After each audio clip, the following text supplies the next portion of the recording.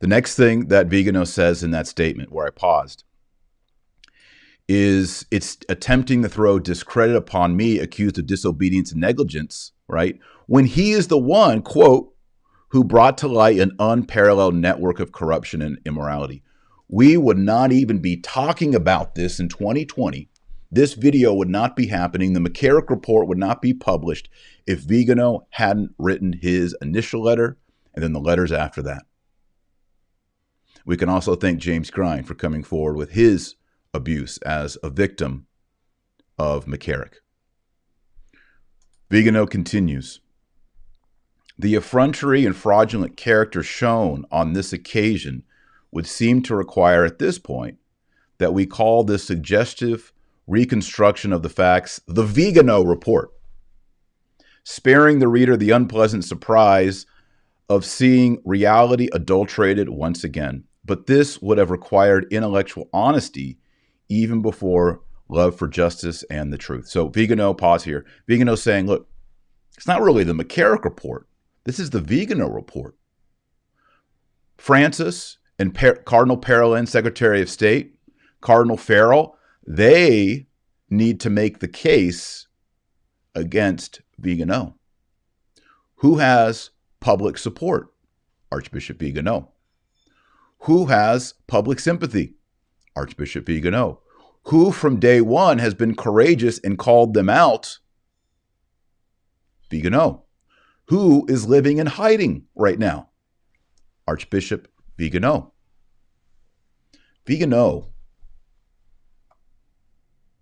Remember that story? Actually, I was telling this story this morning. I have a son named after Thomas Becket. And Thomas Becket was supposed to work with the corrupt king. But when he was consecrated archbishop, he had a conversion. The king said, "Who will rid me of this meddlesome priest? Who will rid me of this meddlesome priest?" And I can't help but wonder if that same quote echoes through the hallways of Vatican City when they think and speak of Archbishop Viganò.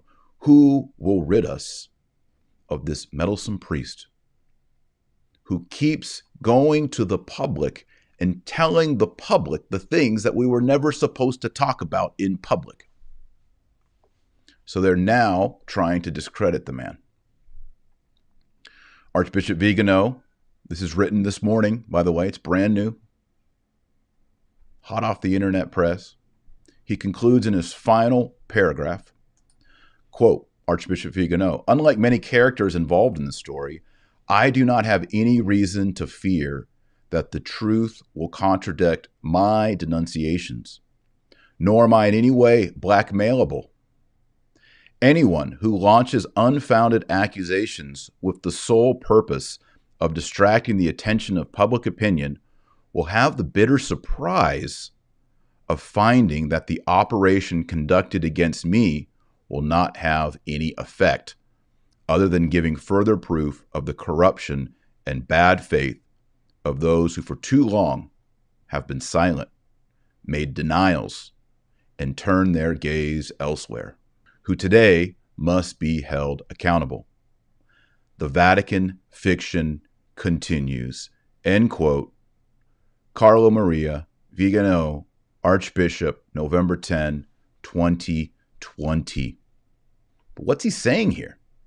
He's getting ready to go to war.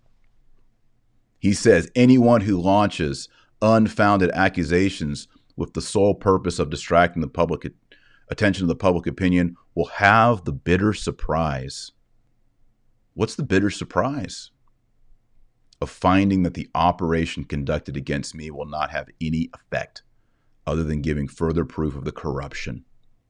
He says he is not blackmailable. He's saying there's no dirt on me. He's saying, do you want to go to war? Let's go to war. Boy, I like that. I like the sound of that. Archbishop Viganò has thrown down the Episcopal gauntlet